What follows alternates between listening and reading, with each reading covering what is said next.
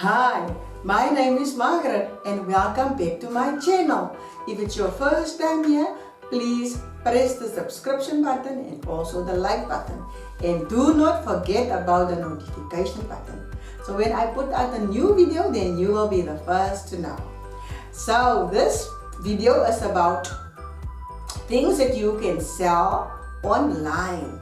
So let's start this video. The first thing, there are 8 things that I will give you that you can sell online. The first thing that you can sell, it is laptops.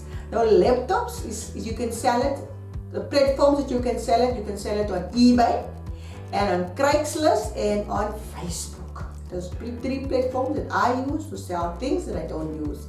When you are in the business of making money, then you can't give stuff away for free. You are not in a charity business, you are in the business of making money. So you must learn to sell old stuff that you don't use anymore to make some money.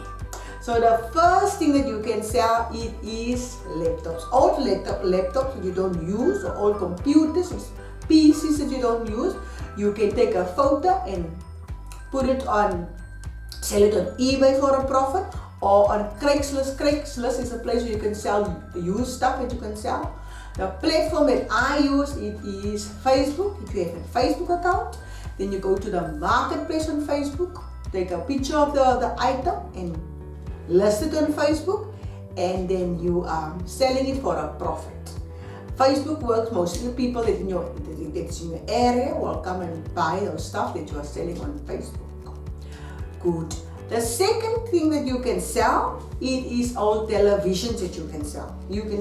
Old televisions that you don't use in your house. Some people have more than one television, or maybe you have moved to a smaller place or smaller area, or maybe you don't want to watch television anymore. Then you can sell it also on one of these 3 platforms. You can list it and you must make a profit. Even if it's small, you can still make a profit.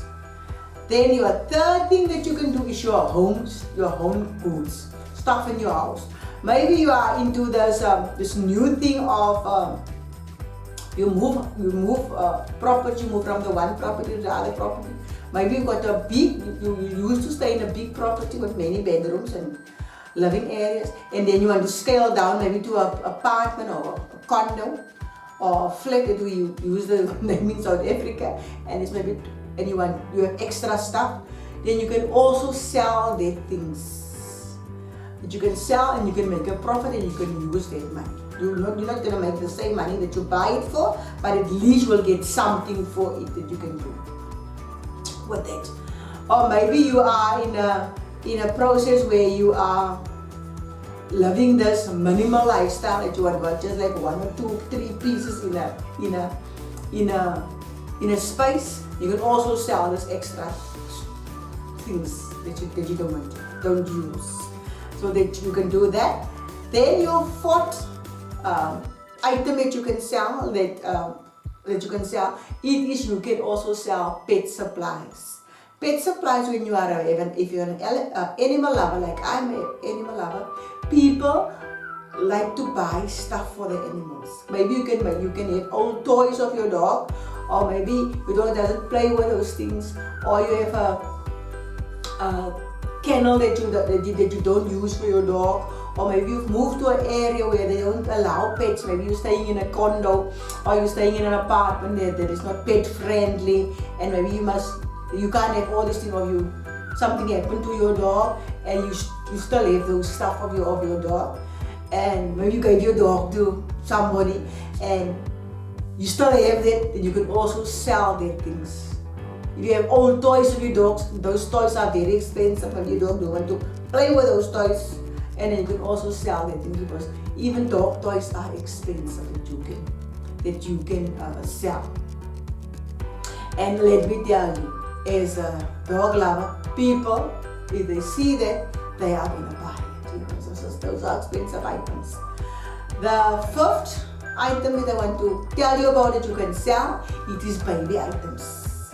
Baby items is when you have a baby, if your baby is toddler growing up and you spend a lot of those money on those items. Maybe you bought a baby bed, or you bought a cot for your baby to be, cradle or whatever it is.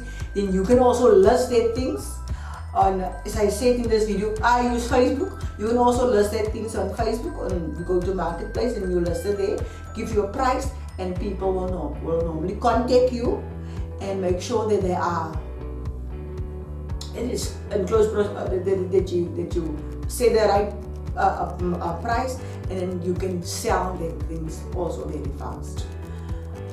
The sixth thing that I want to mention, it is there when you can sell yard tools. If you used to stay, or you are staying in a big property where you have a big garden, and that you move maybe to another area, a smaller area, or you are staying in a complex or a gated community where there's already a garden and stuff, then you don't need tools for a big garden, then you can start selling those tools also.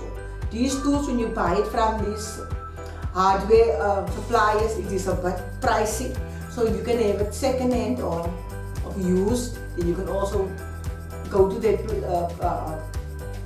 eBay and Craigslist and Facebook that I mentioned here, and then you can go list it there, and you can buy, and you can sell it there for a price, for a profit. At least you can make something. You don't just lie, they not use it and just give it away. As I said, we are in the business of making money. We are not a charity, and we don't give stuff away. We are making money wherever we can do that, and that is what I'm going to teach you to do.